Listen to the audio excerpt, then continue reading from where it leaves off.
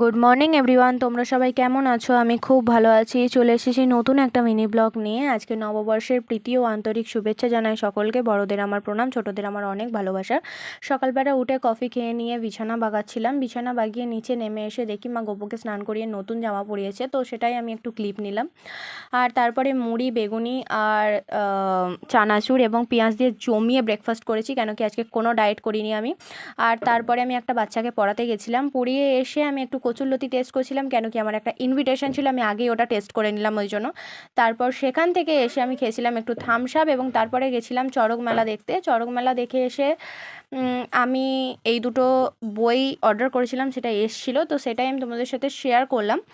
এবং তারপর বাপি হালখাতা থেকে মিষ্টি এনেছিল, এবং মা করেছিল পায়েস নববর্ষ উপলক্ষে, এবং তার সাথে করেছিল পরোটা।